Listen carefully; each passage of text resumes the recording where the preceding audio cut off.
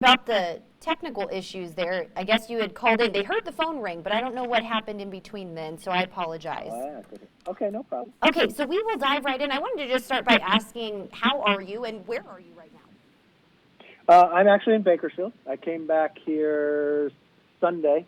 I was back in Washington. The president wanted me to come back to have a meeting on energy, and Kern County is so important to the energy independence of America and the number of jobs that we have here and the crisis that is going on. And then I participated in his press conference and stayed. He asked me to stay Saturday and have lunch with him, talk about combating the virus and then opening this nation back up, how to go about doing it. Yeah, that is definitely the topic of conversation. Since you said that you've been around him, I know he had mentioned that anyone who would be around him would be getting tested for COVID-19, specifically with that faster test. Have you been tested? Yes. I took that test with the new Abbott test, and it's very invasive. It doesn't, you just swirl around your nostrils 3 times, but you get the answer in 10 minutes. It's amazing, and rightfully so. They're testing anybody that's going to be around the president. We look at what's happened to other foreign leaders, from Boris Johnson and others. We want to make sure people are staying safe. But this is the ingenuity of America, the FDA's action very quickly. Now there's more than 50,000 of these test facilities out across the nation. They're making more that we can provide the answer. That's one of the ways we're going to get the country back open faster, the ability for greater testing. Yeah, absolutely. Now, there has been some criticism here locally over the amount of information that public health has been giving out. People want more detailed information about those who have tested positive, specifically locations, narrowing it down to cities, et cetera. Do you think public health should be releasing more information at this time? Well, I think the way, if we really want to be able to make this nation back open again, those who are positive, have to make sure they're not out within society and spreading it. We need to be able to quarantine them and others, get them the treatment they need to get healthy again. But this is such a contagious virus. The only way we can maintain this is to quarantine the other individuals, and I think public health does have a responsibility that we're able to put those people, keep them away from others. And I think you hit right on it. It's so contagious, and that's something that's been stressed. Now, do you think public health should be letting the public know if there is a positive patient who works at maybe some of these essential businesses here locally? We've seen them at grocery stores, home improvement stores, restaurants, but that information isn't coming out from public health. It's certain restaurants who have decided to release that. Do you think they should be releasing that information? Well, I think we're in a much different place. Looking at what this virus has been able to do just in 1 month, I think by giving people the information allows us to do backtrack to make sure to keep people safe. There are some people that can have it with no symptoms. If I had happened to be at that store and others, let's make sure that I stay inside. If I've been around an individual, make sure I stay back there. I do not want to be going and making somebody else sick. And that's what, from a public health standpoint, we all need to be in this together. Look, the virus is here now. We did not invite it. We did not want it. But if we work together, we will defeat it. And that's what we have to do. We have to work together as one. And the worst thing that you want to have happen is that you will become a person to spread it without knowledge. You want to make sure that you're staying home, that if you were in the location or not, I have many friends like this, that somebody else had it, found out that they were in the room, and they quarantined themselves to make sure that they were not spreading it and that they did not have it. Yeah, absolutely, and that's what has been stressed, is people keeping themselves separated from anybody else who's still healthy. Now, Governor Newsom said he didn't think that the peak of COVID-19 in California would hit until mid-May and expects the shelter in place to stay put until then. Do you agree with that timeline?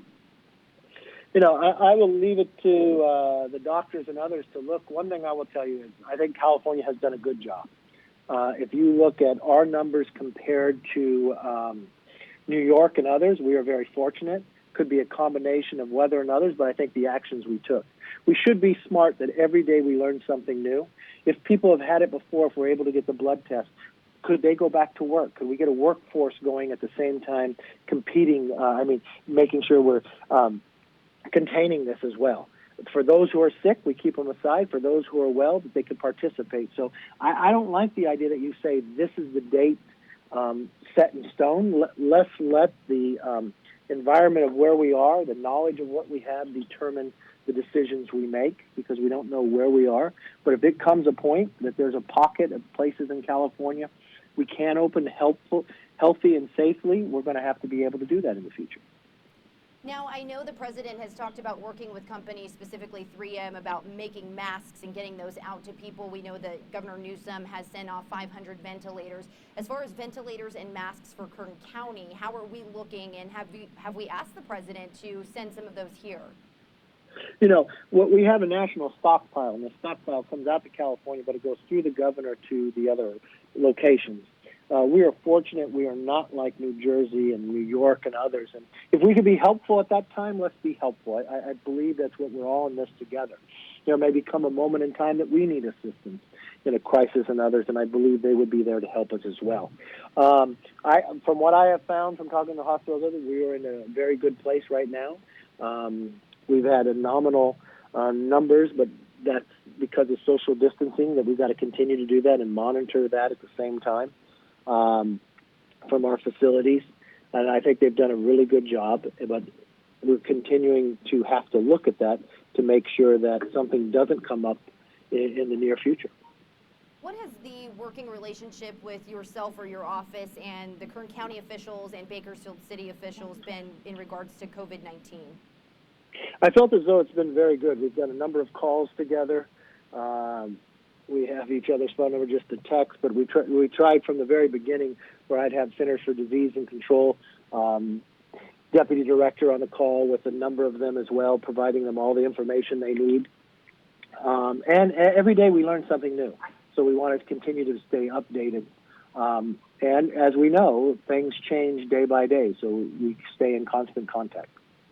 Now, I want to shift over to the run for president now, of course. Bernie Sanders dropping out today, looking as if Biden will be up against President Trump. But there has been some concern about the general election. Granted, this is quite a ways down the road, that if things aren't in place by then, that the next president could come out of succession. What are your thoughts on that? Look, at the end of the day, I think the president has proven he can do a wonderful job, make the economy grow.